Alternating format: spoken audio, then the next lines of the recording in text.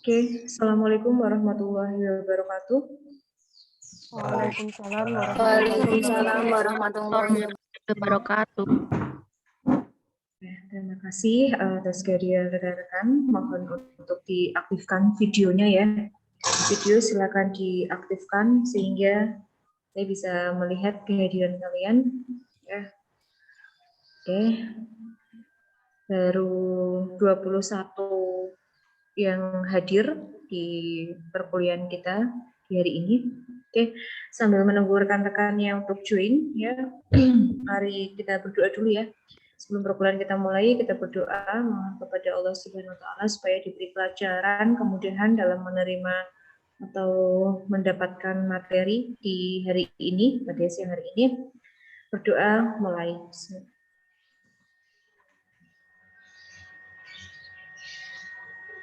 Ya, amin. Terima kasih ya. Ya, saya apresiasi kehadiran 22 ya, 22 mahasiswa yang hadir sesuai dengan kesepakatan kita ya. Saya tunggu sampai totalnya 15 menitan ya, saya menunggu. Yang sudah hadir 23, menunggu beberapa lagi. Kalau saya lihat di absensi kelasnya itu ada 35. Ada 35 mahasiswa. Ya, kalau hadir semua ya, ada 35 mahasiswa. Nah, sambil menunggu rekan-rekannya join, silakan untuk presensi ya, presensi di Fiklas.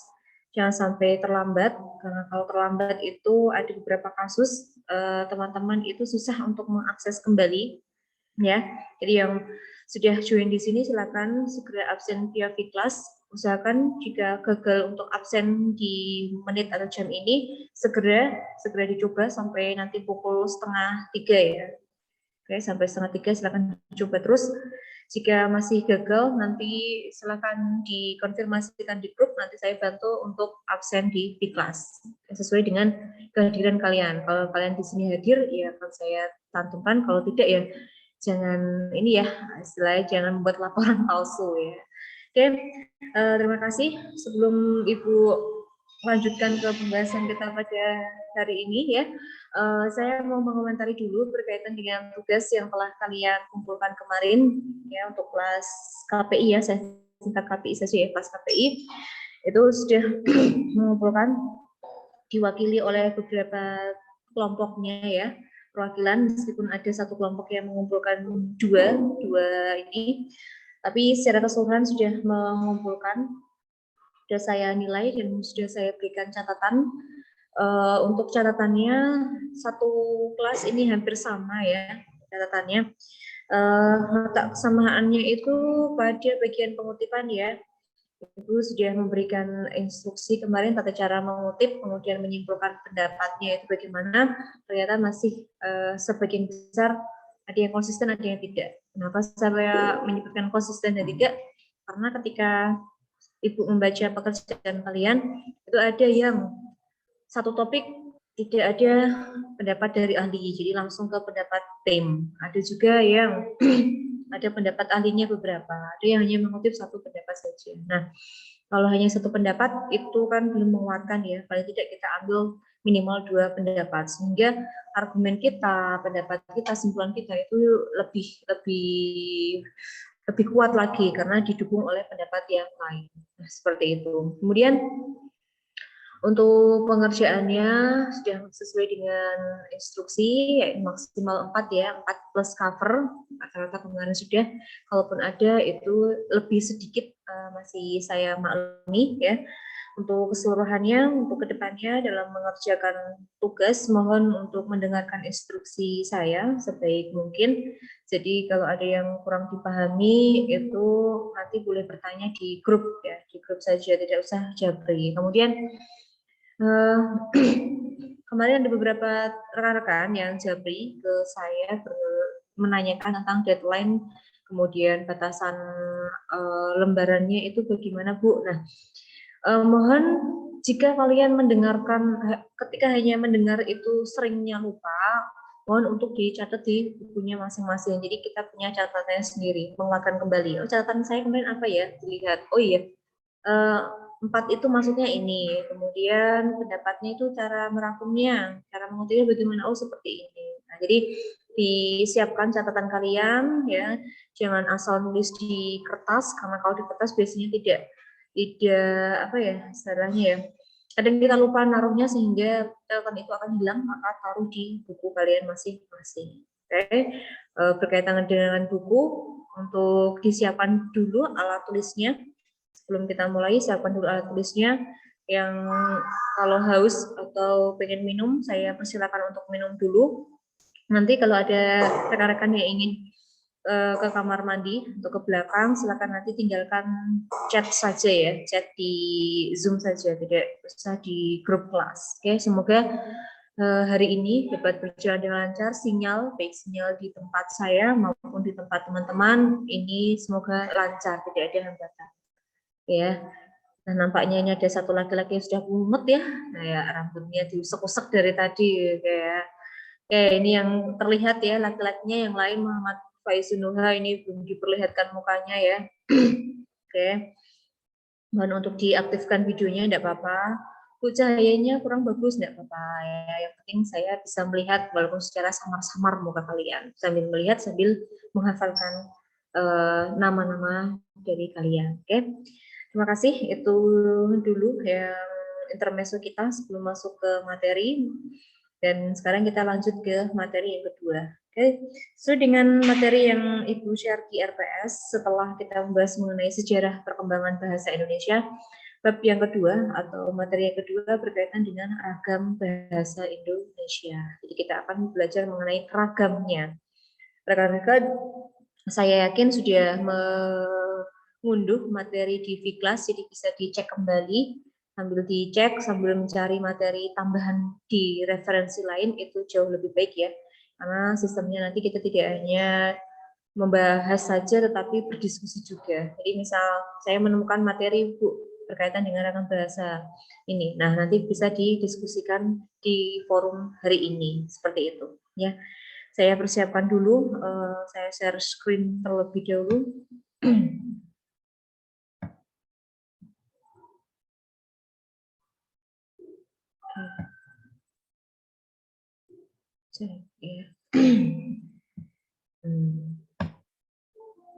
Oke. Sudah terlihat PPT saya? Sudah terbaca? Sudah, Bu. Sudah, Bu. Ya, terima kasih. Oke, seperti yang tertulis atau terbaca di layar laptop atau HP kalian masing-masing, materi yang kedua berkaitan dengan ragam bahasa Indonesia. Ada apa saja sih yang berkaitan dengan ragam bahasa Indonesia?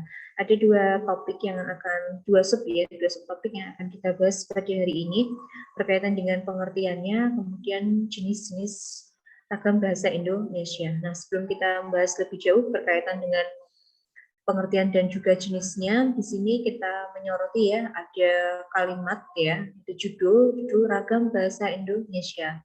Di sini ada ragam, ada kata bahasa Indonesia, kemudian gabungan dari kata tersebut menjadi ragam bahasa Indonesia. Kalau kita mendengar atau membaca kata bahasa Indonesia, tentu kita yang terlintas di pikiran kita itu berkaitan dengan bahasa persatuan kita, yakni bahasa Indonesia. Nah, merefresh sedikit berkaitan dengan bahasa Indonesia, sejarah terbentuknya bahasa Indonesia itu didahului oleh beberapa peristiwa ya, peristiwa yang sangat terngiang di kepala kita, yakni peristiwa Sumpah Pemuda, yang para pemuda itu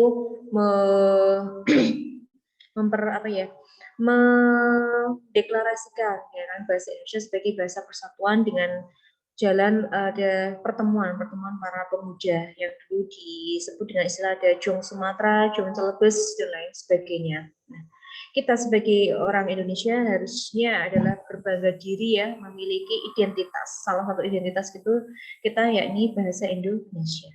Nah, di sini ada kata ragam. Ragam itu kita artikan macam-macam ya, macam-macam atau jenis. Ragam bahasa Indonesia berarti kita bisa mengartikan berkaitan dengan jenis atau variasi bahasa Indonesia.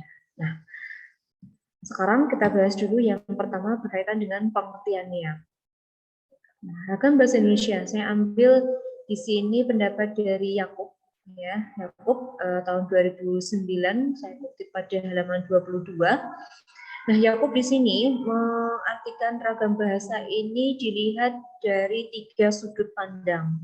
Ya, kalau kita perhatikan sini ada 3 sudut pandang. Sudut pandang yang pertama, dia menjelaskan berkaitan dengan ragam bahasa itu bertautan dengan topik pembicaraannya.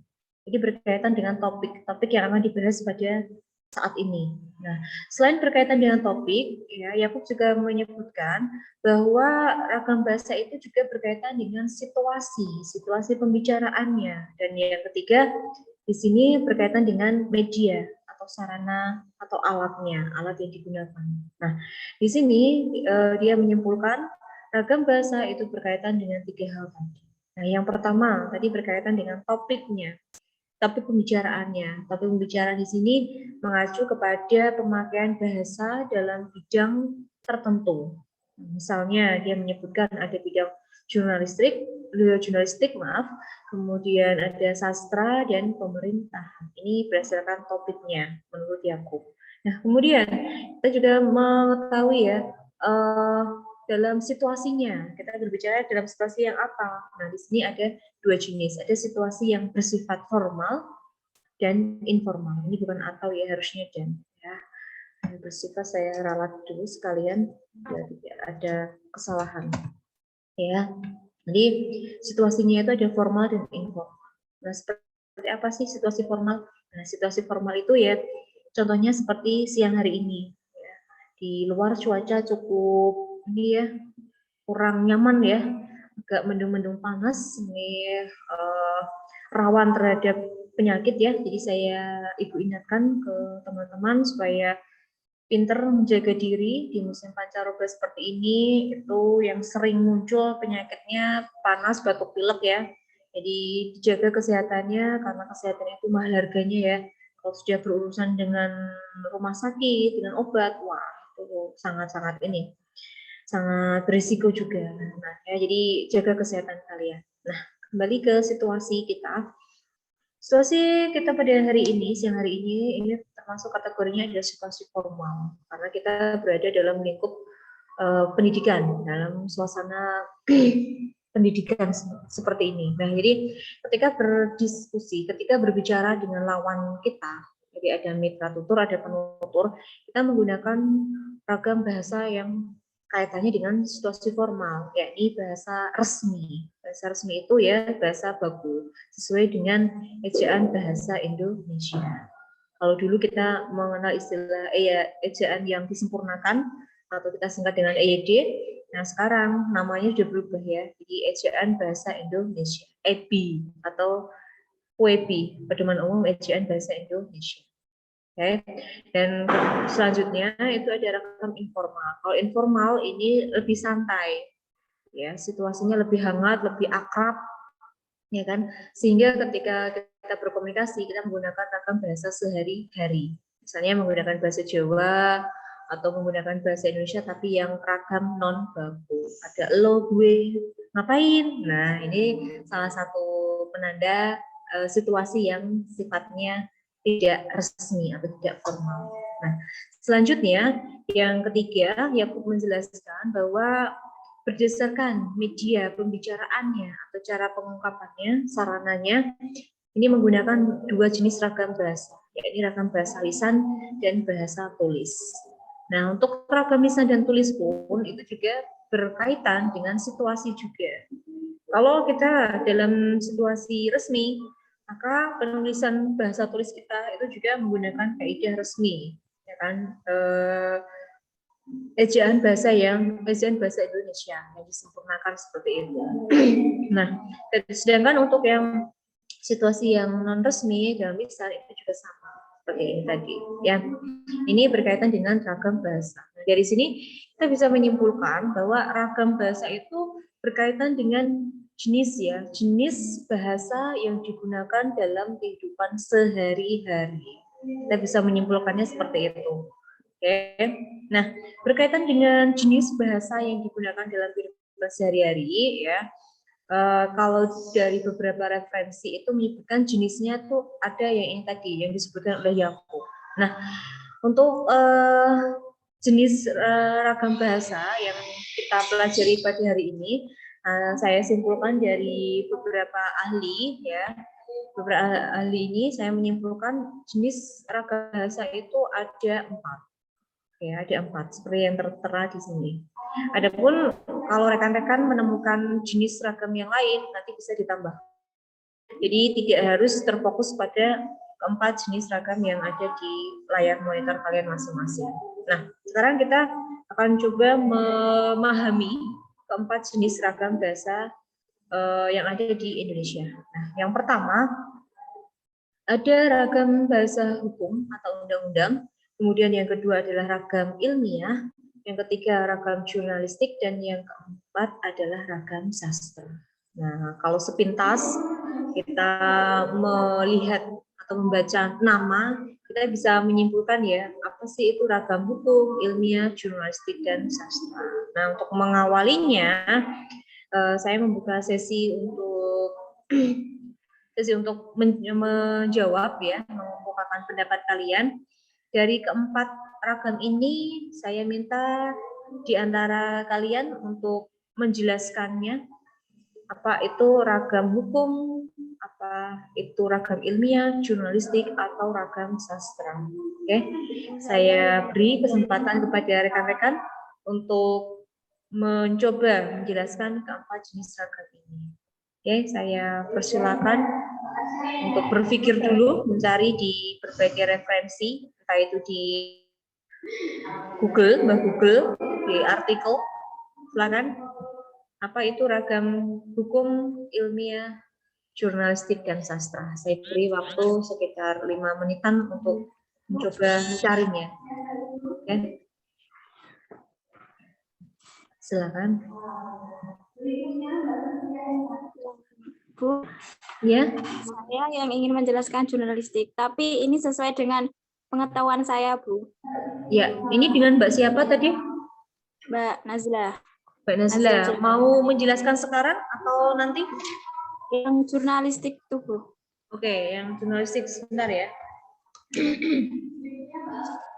Mbak Nazla ya. Oke.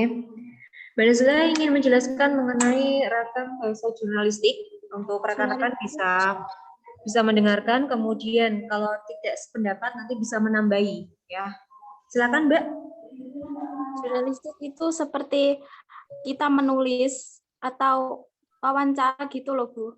Kita mewawancarai seseorang, terus kita menulis berita sesuai dengan yang kita tanyakan, sesuai dengan kaidah 5W1H itu loh, Bu.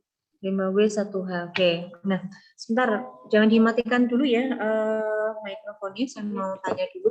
Tadi menjelaskan ragam jurnalistik itu seperti ini ya, seorang wartawan memberitakan atau memberikan sebuah informasi dan berpedoman pada 5W+1H ya. Nah, 5W+1H. Nah, sekarang saya mau tanya, itu pengertian secara umum berkaitan dengan jurnalistik ya?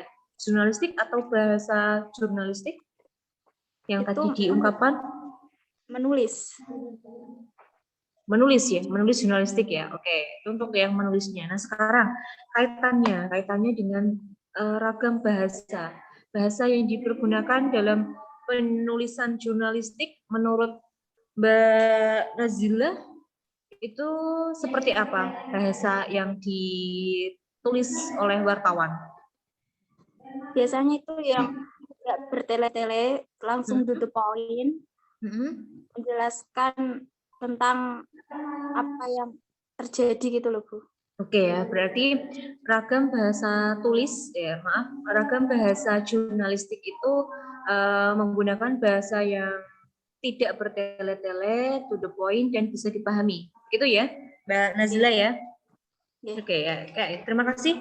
Itu pendapat dari Mbak Nazila. Untuk rekan yang lain bisa menambahi atau mau membahas ke jenis yang lain, saya persilakan. Oh, saya mau yang ilmiah. Ya, siapa namanya? Sebutkan nama dulu. Nama siapa, Mbak? Siti Ria Dotetiana. Siti Riyadhul Oke, Jannah. silakan. Riyatul Jannah ya. Jadi, Oke, silakan. Yang mana, Mbak?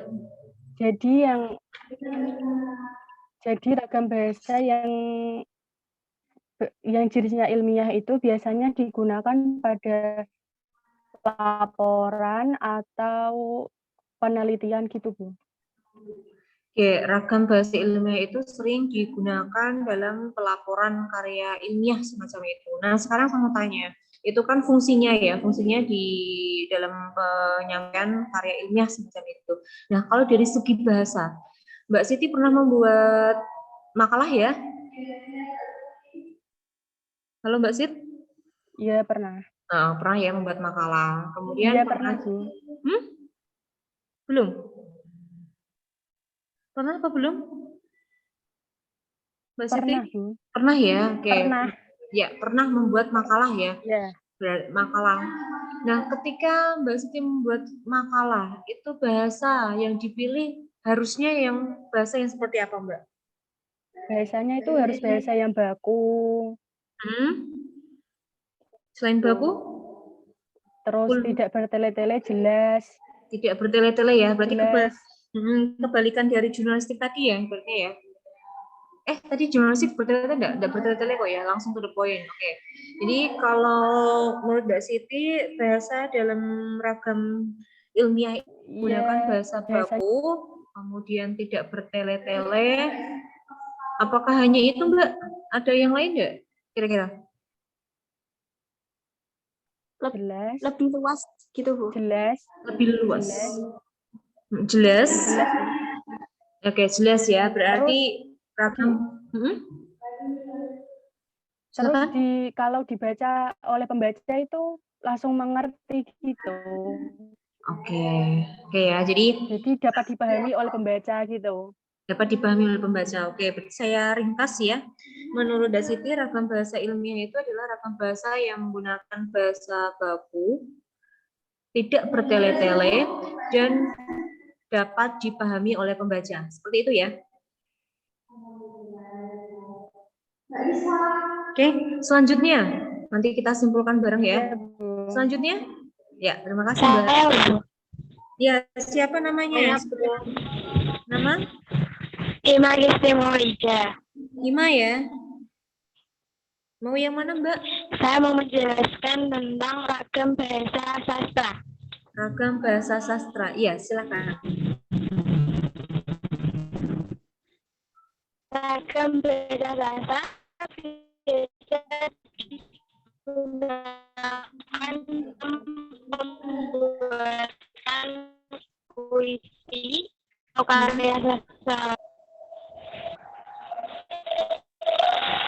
Nah, suaranya terputus-putus ya Mbak Ima. Saya nangkapnya tadi ragam pada penggunaan puisi. Bisa diulangi lagi Mbak Ima?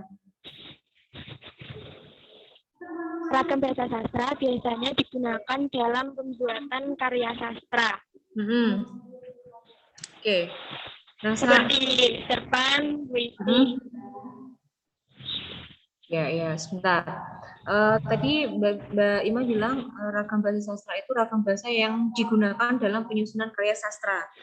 Salah satunya itu adalah puisi. Nah, sekarang bahasa dalam puisi itu bahasanya seperti apa, Mbak? Dalam puisi? Lebih bersifat seperti majas, lebih perandaian atau majas gitu. Oke, berarti bahasa dalam penyusunan karya sastra itu menggunakan bahasa atau menggunakan gaya bahasa ya, dengan majas, gitu ya Mbak ya? Oke, ya terima kasih. Selanjutnya, saya persilakan mau bahas lagi sastra boleh, menambahi atau jurnalistik boleh, atau hukum yang belum, silakan. Saya Bu. Ya, nama? Yayu Nurlutfiana. Yayu, Mbak Yayu mau menjelaskan yang mana Mbak Yayu? Ragam bahasa yang hukum Bu. Ragam bahasa hukum, ya silakan. Bahasa hukum yaitu bahasa aturan dan peraturan. Bahasa yang berisikan aturan dan peraturan. Iya. Oke, hanya sebatas itu Mbak? Atau ada tambahan? Itu aja, Bu. Itu aja, oke. Terima kasih atas partisipasi rekan-rekan. Ada 4 teman kalian yang berusaha memberikan pendapatnya berkaitan dengan jenis ragam bahasa, dan Mbak Nazla, Mbak Siti, Mbak Ima, dan Mbak Yayu. Oke ya. Mungkin rekan yang lain ada yang mau menambahi jawaban dari keempat teman-temannya. Saya persilakan dulu sebelum kita bahas lebih jauh. Silakan. Saya mau menambahi tentang ragam sastra. Ya, dengan siapa ini? Hidayatul Risma. Hidayatul Risma ya. Ya, silakan. Mau menambahi yang sastra bagaimana, Mbak? Ragam sastra, penulis diberikan kebebasan untuk mencari bentuk-bentuk baru demi tercapainya keindahan. Demi tercapainya Biasanya dalam ragam sastra itu menggunakan banyak gaya bahasa dan bersifat kreatif. Oke. Menggunakan kata-kata tidak baku juga. Menggunakan kata-kata tidak baku, kemudian kreatif, lebih kreatif, dan penggunaan gaya bahasa yang paling banyak ditemukan dalam sastra. Seperti itu ya tambahannya ya? Ya. Oke, ada lagi yang mau menambahkan? Saya persilakan. Ya, hukum ini tadi nampaknya belum mengena ya untuk hukum. Bisa diperjelas lagi? Mungkin rekan-rekan ada yang mau mencoba, silakan. Untuk ragam bahasa hukum. Ya, siapa? Ada yang bersuara? Saya mau menambahkan ragam bahasa hukum, Bu. Ya, nama siapa, Mbak? Nur Endah Gestina. Ya, Mbak Nur Endah. Silakan, Mbak.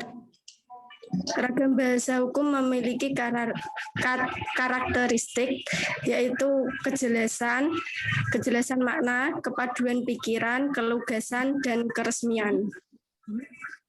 Keresmian, oke. Jadi tambahi ya, tidak hanya ke sifatnya mengatur, ya kan, atau mengikat, tapi dia lebih ini ya, lebih jelas. Dan memiliki keakurasian makna. Oke, nah saya simpulkan dulu ya dari pendapat rekan-rekan ya. Terima kasih atas pendapat kalian. Yang pertama, yang gampang dulu ya. Saya mau mengomentari yang sastra dulu ya. Sastra itu dari kata susastra ya. Su itu berkaitan dengan yang indah ya, sastra. Kalau kita membaca puisi, membaca prosa di sini saya ambil contoh cerpen, novel, itu bahasa yang disajikan oleh pengarang di dalamnya ini memuat keindahan ya. Nah, maka tak heran sastra itu adalah bahasa yang lebih menonjolkan pada unsur keindahannya. Jadi garis bawahnya itu ada kata indah. Nah, kalau dalam istilah sastra itu disebut dengan lisensia poetica. Lisensia poetica itu lebih mengutamakan pada keindahan atau namanya adalah estetika.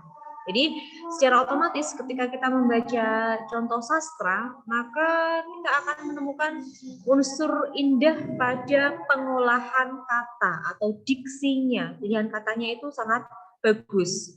Nah, sebagai contoh ada puisi, misalnya puisi ini.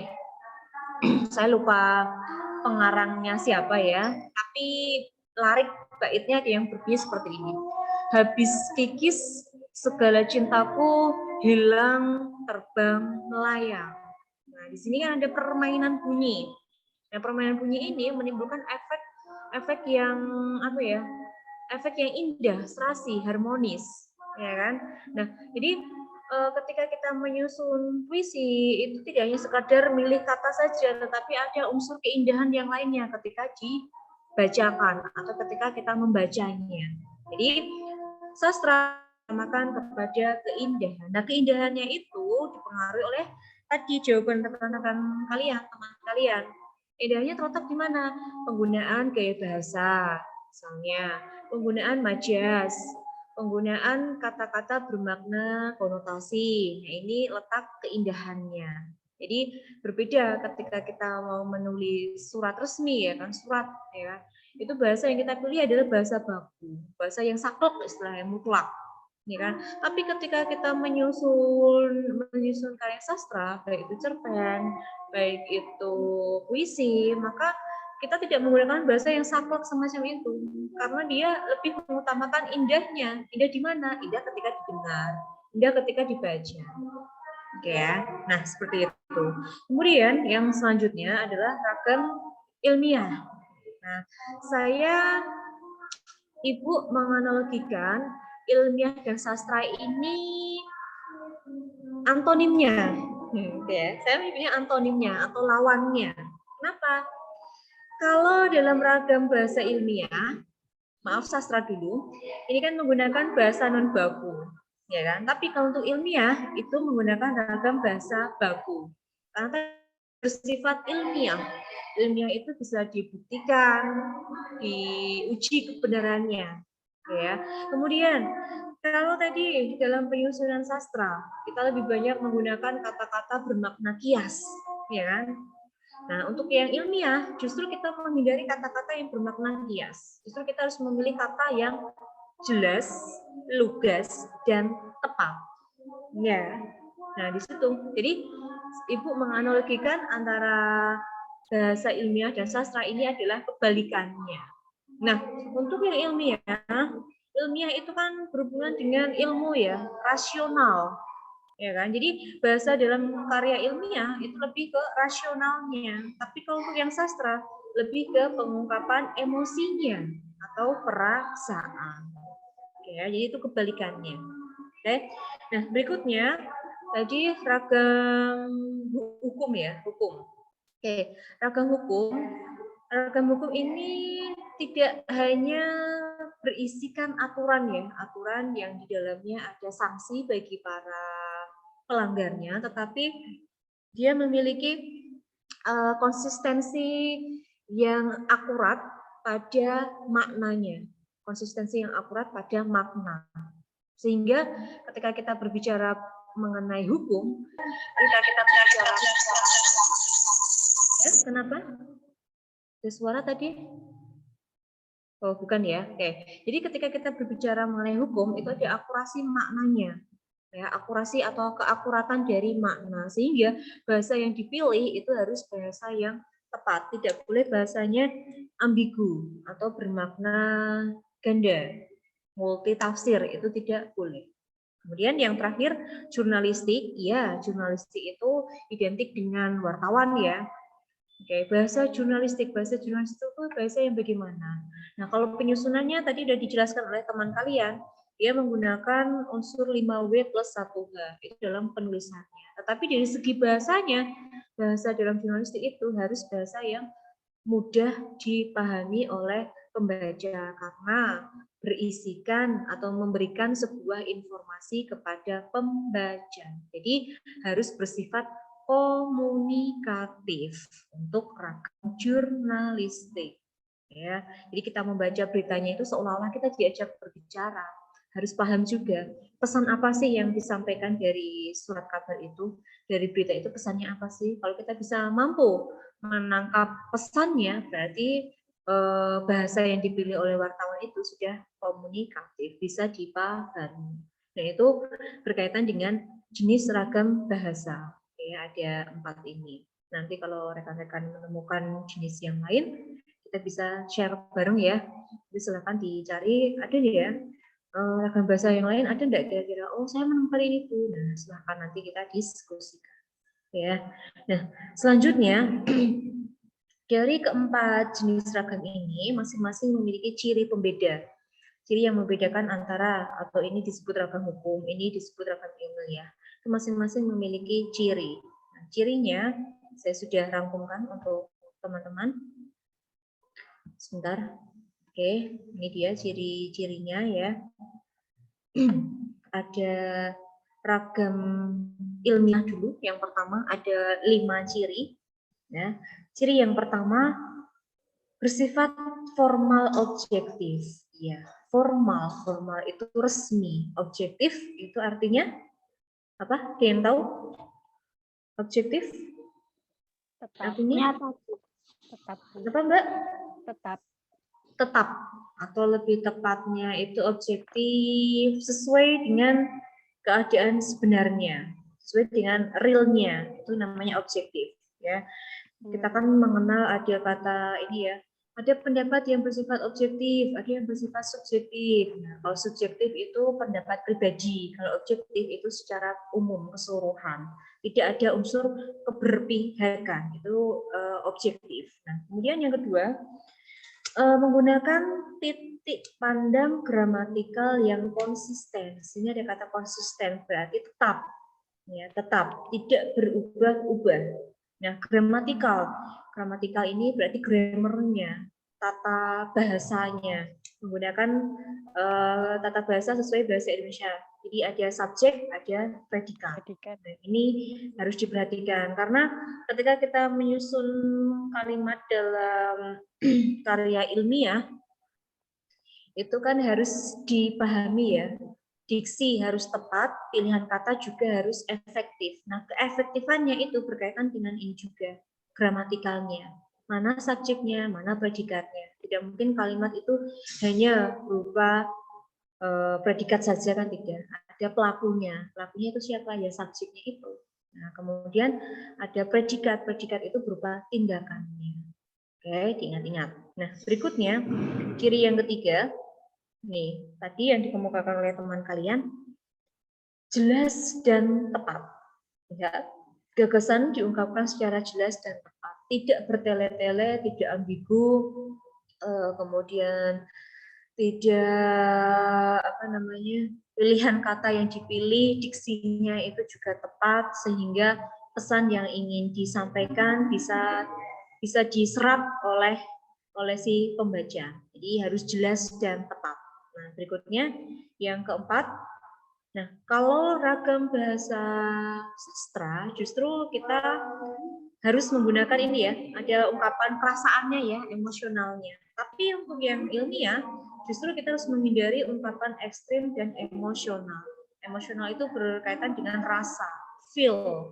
Jadi ketika menyusun karya tulis tidak boleh mengikut sertakan rasa. Duh, aku kok lagi sedih ya, nggak boleh makalah iki, bahasanya udah lebay-lebay.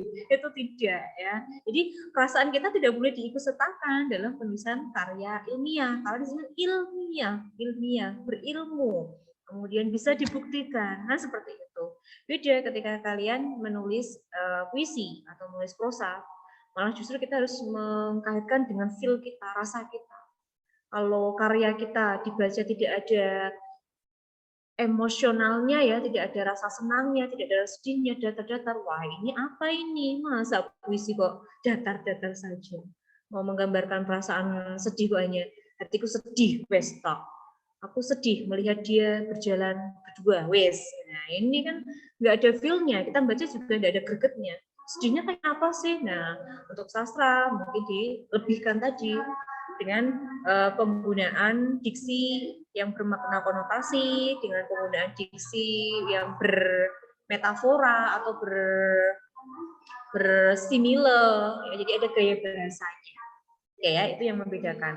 Nah, selanjutnya yang terakhir, yang kelima, menggunakan istilah teknis secara tepat dan spesifik. Jadi menggunakan istilah teknis. Istilah teknis itu berkaitan dengan topik pembicaraannya, topik pembahasannya. Nah, sebagai contoh, kalian KPI kepanjangannya apa ini? Bukan Komisi Penyiaran ini ya. Komunikasi dan penyiaran Islam. Komunikasi dan penyiaran Islam. Ada kata komunikasi. Nah, misal saya minta kalian untuk membuat makalah berkaitan dengan komunikasi. Oke, dalam komunikasi itu ada istilah apa ya? Message ya. Pesan ada ya, istilah message. Ada ya? Nah, ini yang namanya istilah teknis berkaitan dengan topik. Jadi kita bahasnya tentang apa ya? Komunikasi topiknya. Maka kita ambil istilah-istilah yang berkaitan dengan komunikasi. Misalnya tadi message.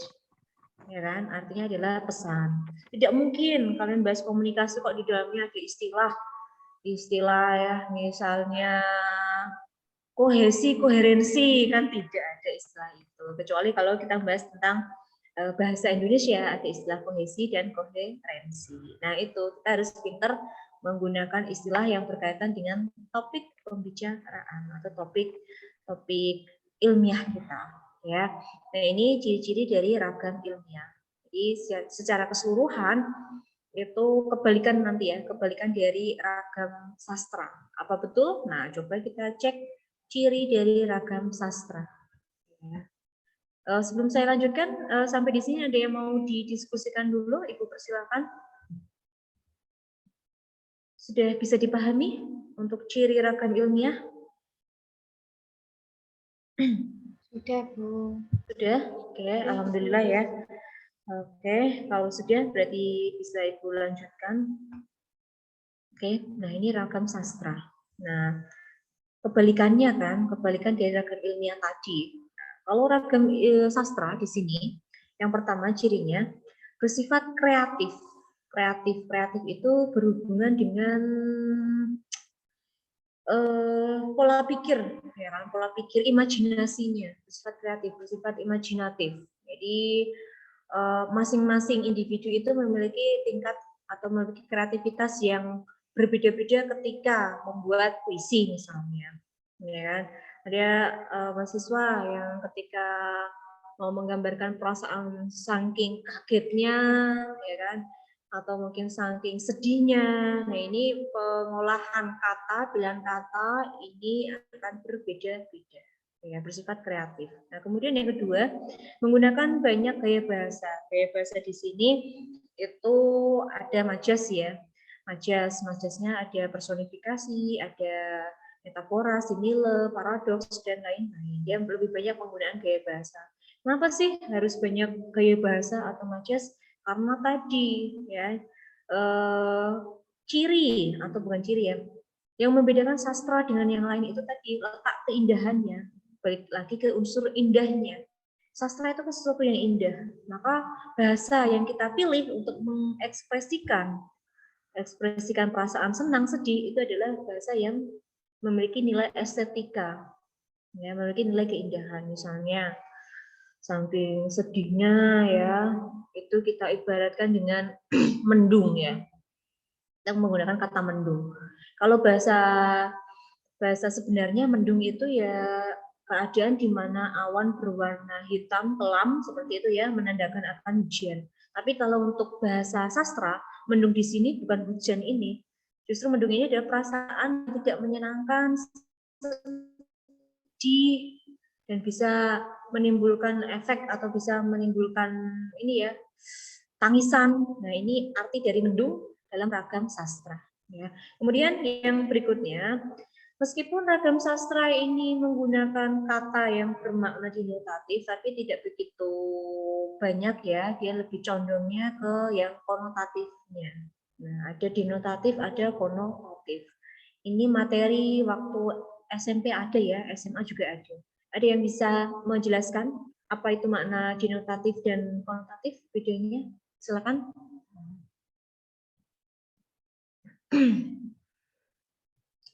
Silakan. Denotatif dan konotatif.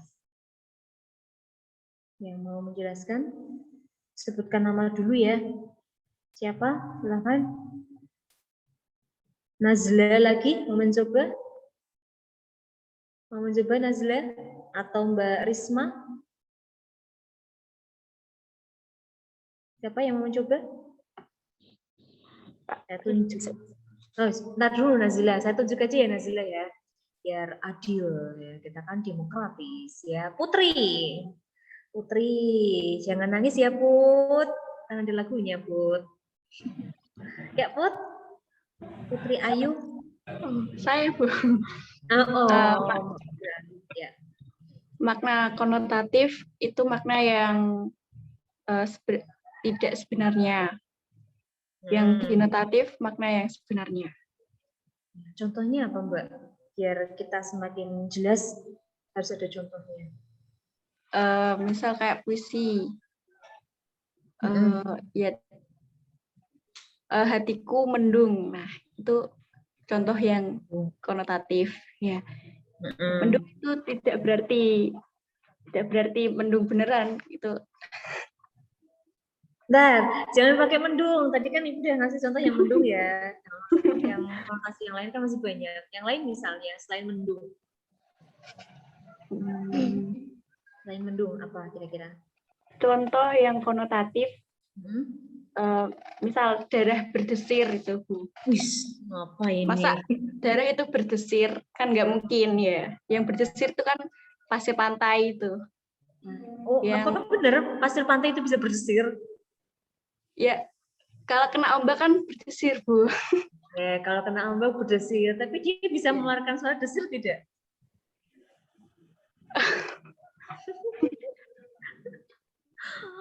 Oke, ya. Itu tadi pantai berdesir itu juga majas loh Mbak. Ya, tidak bisa pantai berdesir. Yang bisa desir kan ibaratnya kan seperti itu ya, suara desiran kan. Itu kan yang bisa adalah organ mulut ya, yang bisa mengeluarkan suara desiran tadi. Sedangkan pantai atau pasir kan tidak memiliki mulut ya. Itu tadi masih konotatif loh contohmu loh. Yang denotatif yang mana? Yang gampang aja. Yang denotatif ya yang sebenarnya Bu, kayak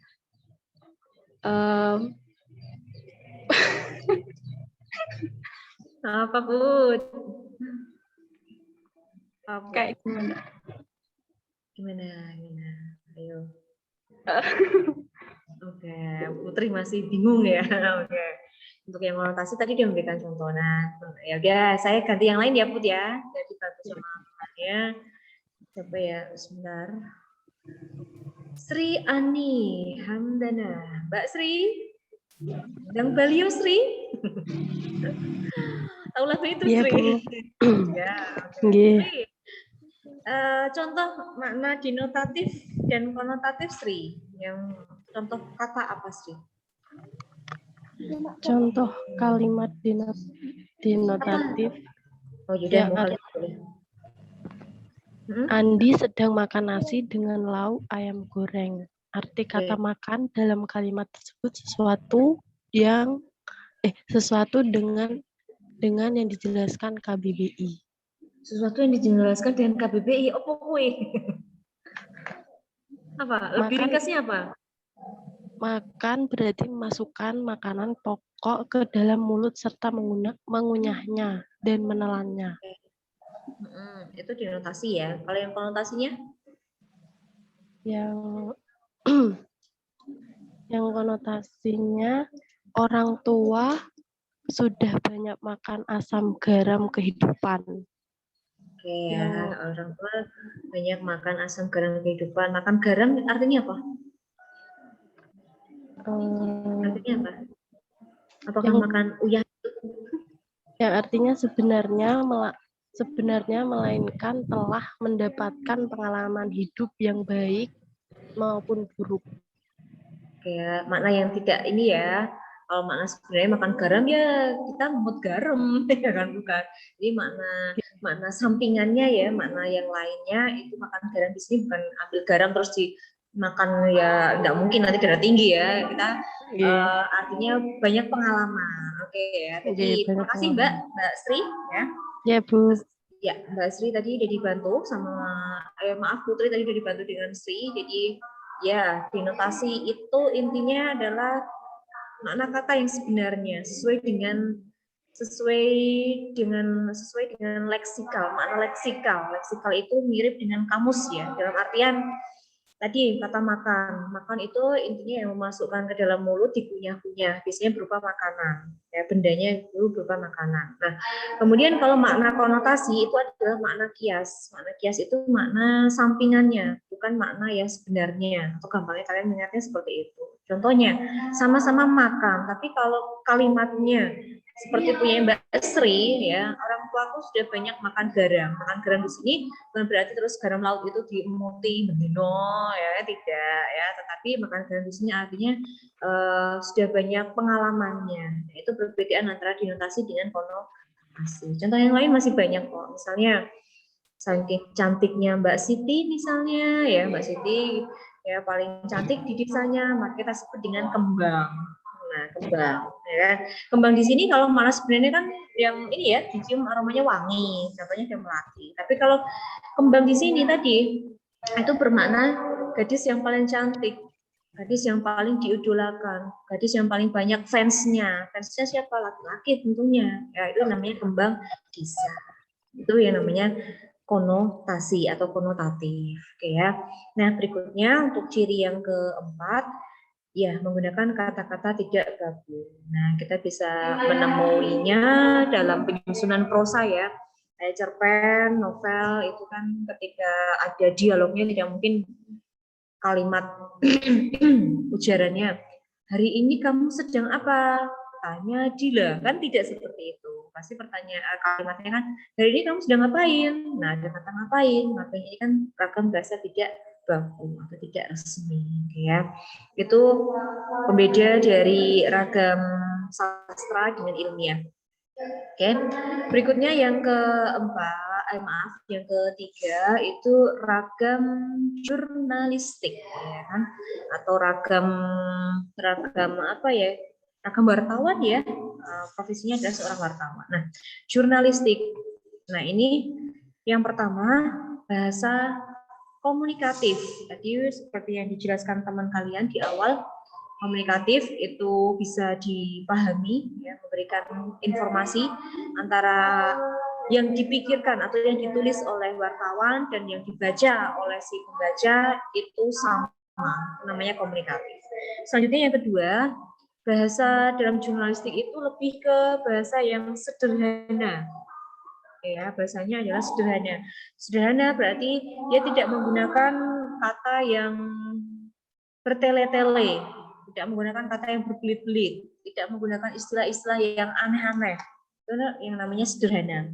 Selanjutnya di sini ada kata dinamis, ya. Dinamis ini dinamis, ada statis. Dinamis artinya apa ya? Saya kok lupa. Dinamis ada statis ya, listrik statis, listrik dinamis. Dinamis artinya apa?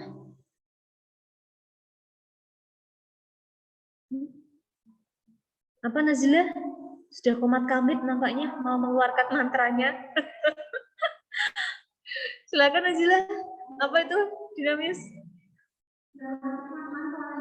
Belum tahu. Oke, yang lain dinamis. Dinamis. Ayo bergerak. Kondisi berubah-ubah nggak sih, Us? Apa Hania? Kondisi yang terus berubah-ubah. Iya, kondisi yang terus berubah-ubah ya. Atau nama lainnya ya up to date ya, ibaratnya seperti itu ya. Jadi dinamis di sini artinya bahasa yang digunakan dalam penyusunan koran misalnya, surat kabar, itu bahasa yang sering digunakan oleh masyarakatnya. Jadi mengikuti perkembangan zaman. Ya, misalnya di situ ada kata efektif misalnya. Efektif itu kan lebih baru ya. Efektif artinya apa efektif? Efisien aja wes gampang, efisien. Ada kata efisien. Efisien itu hemat ya. Efisien itu hemat. Nah, kita antara kata hemat dengan efisien itu lebih dinamis yang mana sih? Wah, lebih dinamis yang efisien, maka kita pilih kata efisien. Misalnya, efisien itu kan ada kata sinonimnya ya, misalnya mangkus. Kalau tidak salah mangkus ya. Sinonim dari efisien itu mangkus. Nah, mangkus ini kan ragam bahasa lampau. Padahal ciri ragam jurnalistik itu harusnya dinamis, bergerak, berubah terus-menerus. Nah, maka kata mangkus ini tidak kita gunakan. Kita pilih yang kata efisien karena itu lebih up to date. Nah, itu nama lain dari dinamis. Kemudian yang terakhir itu adalah demokratis ya. Cirinya adalah demokratis. Demokratis di sini itu artinya demokratis. Kalau dalam PPKN artinya apa ini di sini demokratis? Kewarganegaraan. Ada pemerintahan yang demokratis.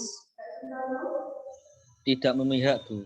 Oke, tepat ya, tidak memihak. Jadi ketika menyajikan berita, jurnalistik ini harus netral ya, tidak berpihak kepada salah satu misalnya kalau itu partai ya salah satu partai itu tidak ada keberpihakan, dia harus sifatnya netral. Itu nama ciri dari ragam jurnalistik ya.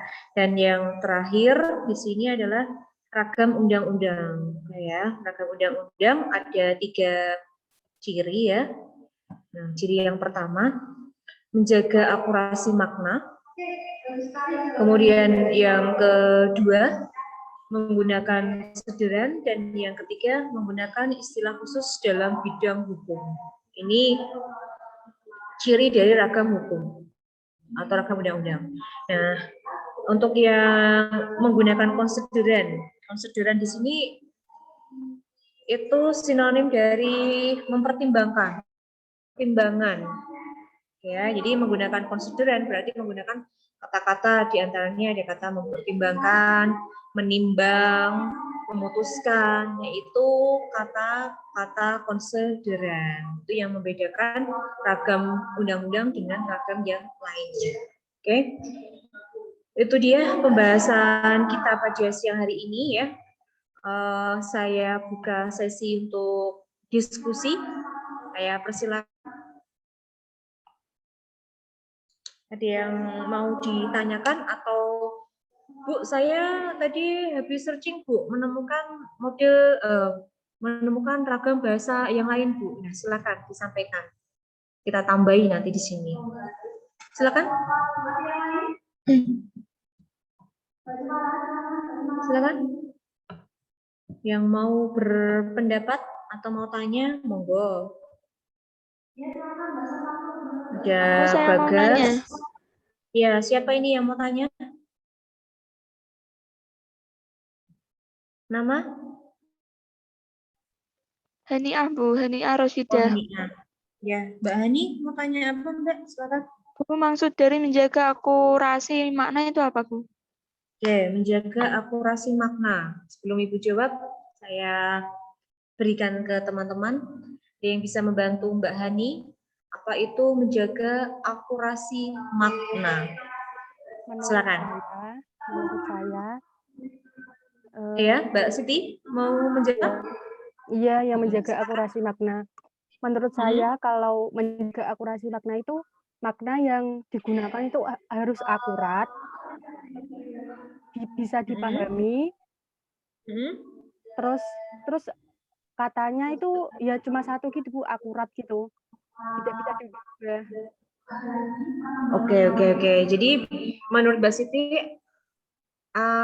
menjaga akurasi makna. Akurasi ini dari kata akurat ya. Akurat itu tepat ya. Akurat itu tepat. Jadi kata yang dipilih dalam menyusun, misalnya menyusun peraturan perundangan, menyusun perda atau menyusun SK dan sebagainya, itu harus dipilih kata yang tepat sehingga makna yang ingin disampaikan tidak berubah. Seperti itu ya, Sid ya?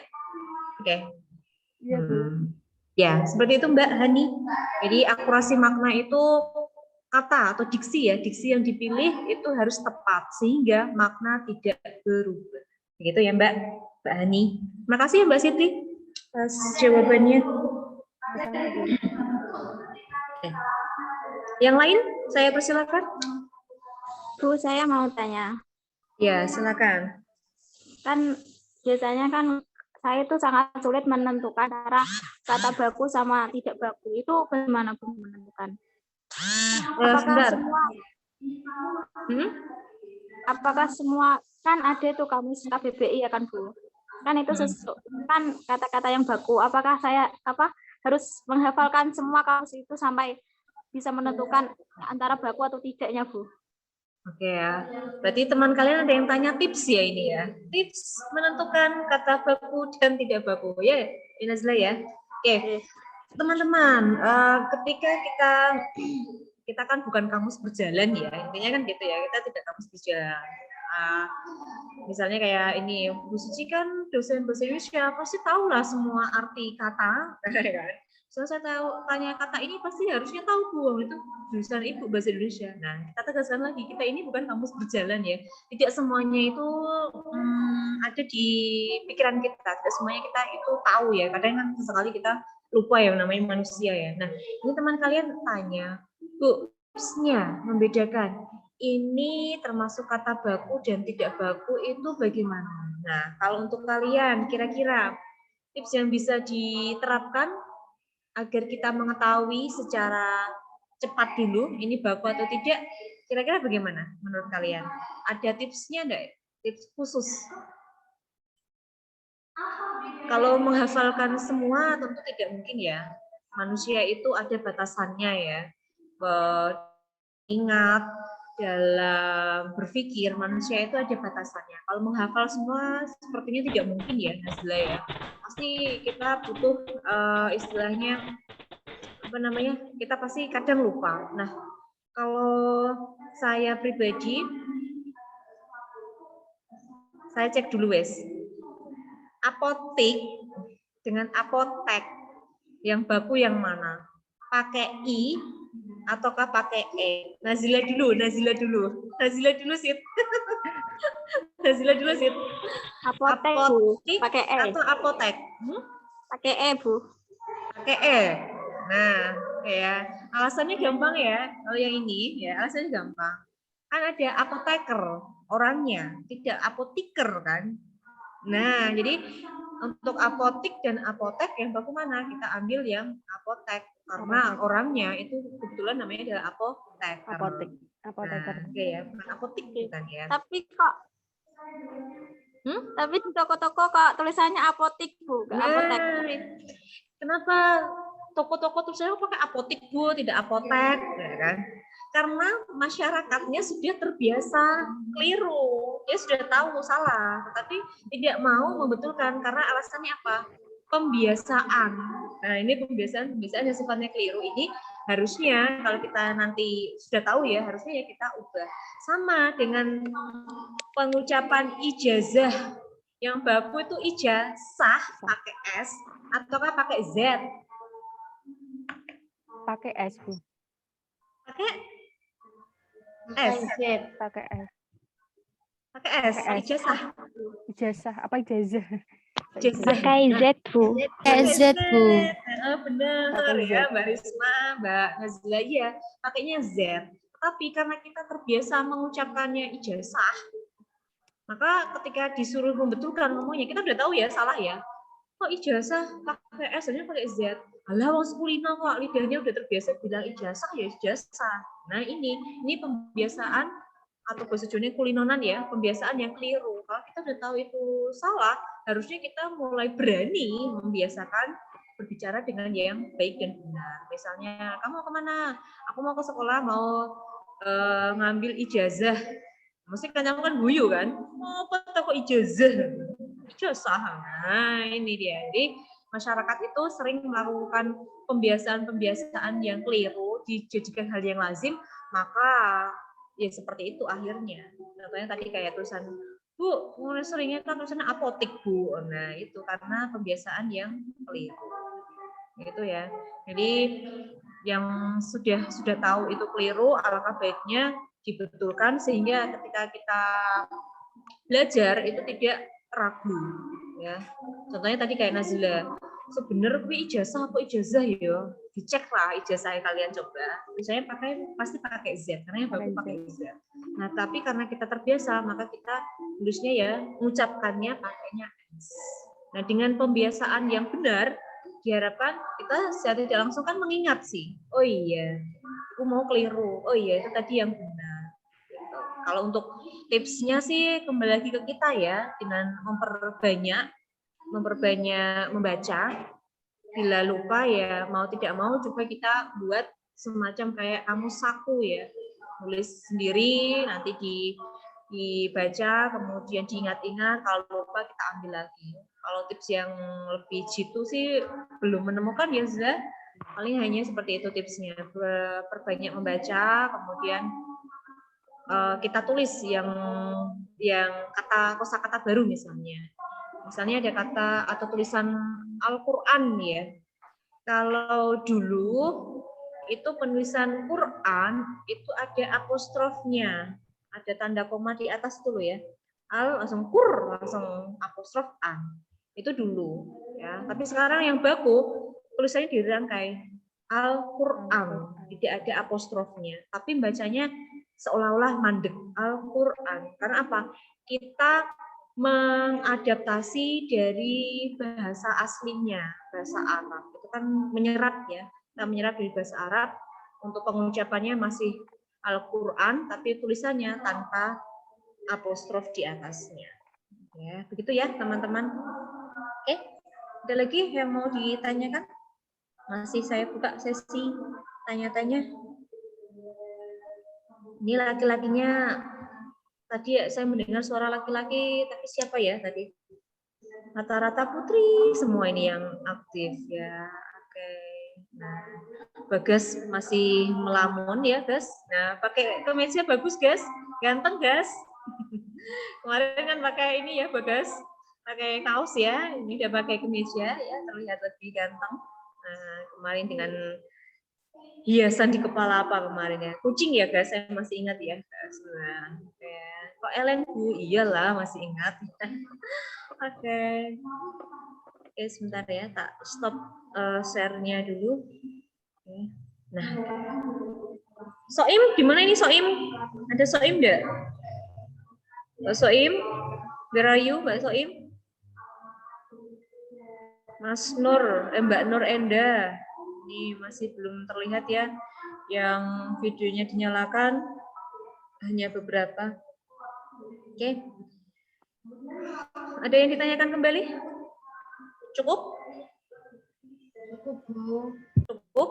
Oke, kalau cukup nanti kita lanjut di grup saja ya, asinkronus saja di grup. Oke ya. Saya ingatkan kembali, absen V-class, jangan sampai lewat. Kalau lewat biasanya susah. Nah, jadi segera dicoba absen V-class-nya. Nanti kalau susah silakan di chat di grup ya. Chat di grup. Ini sih keterangannya ada 29. Berarti kemungkinan 28 ya, 29 dengan saya 28. Berarti ada 6 ya, kalau nggak salah 6 mahasiswa yang belum join ya. Mohon kejujurannya ya teman-teman, kalau berangkat ya absen di V-class berangkat, kalau tidak ya berarti ya tidak, seperti itu ya. Kita itu jangan hanya yang penting untuk nilai tidak, tapi keridoan ya, keridoan dari para dosen, kemudian berkah ya, berkah dari ilmu itu yang penting. Nilai bisa dicari, tapi keberkahan itu susah didapatkan. Itu ya.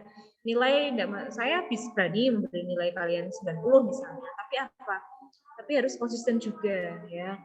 Jangan hanya asal, yang penting nilainya Bu. Kalau masalah tidak masalah. Nah, itu keliru ya. Kita juga harus berkahnya juga, karena ilmu itu kan dibawa mati ya. Kalau nilai kan hari ini dapat nilai 90, besok dapat nilai 98, berarti 90-nya kan udah nggak kepakai kan, yang lebih tinggi 98. Tapi kalau berkah ilmu itu dibawa sampai akhir hayat. Ya. Oke, jika tidak ada yang ditanyakan, saya mau ambil foto kalian sebentar. Mohon diaktifkan Mbak Sri, Mbak Najita, Nor, Soim, Hovifa, Faizun, Anissa, yang lain juga, Tasya, Alif, Mubarok. Ya. Saya ambil 2 sesi ya untuk pengambilan fotonya. Oke, saya ambil sekarang ya, hitung mundur, silakan bergaya, berekspresif. Oke, 3, 2, 1, senyum. Oke, sebentar.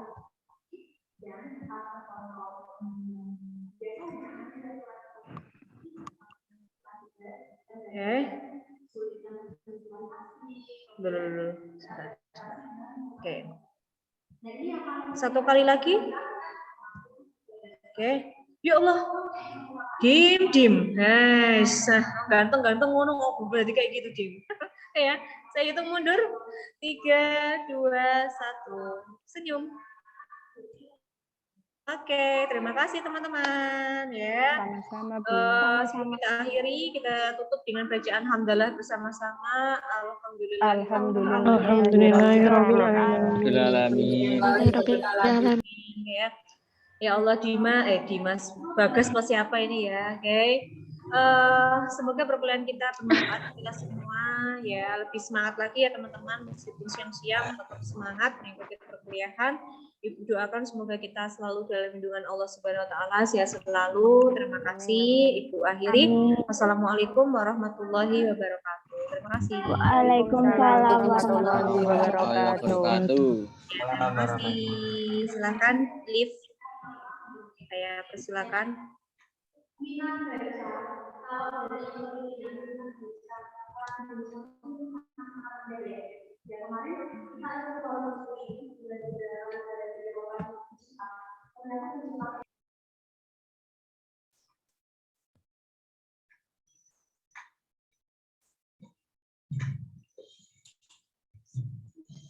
Ayo yang mau ngopi bisa datang ke Warkop.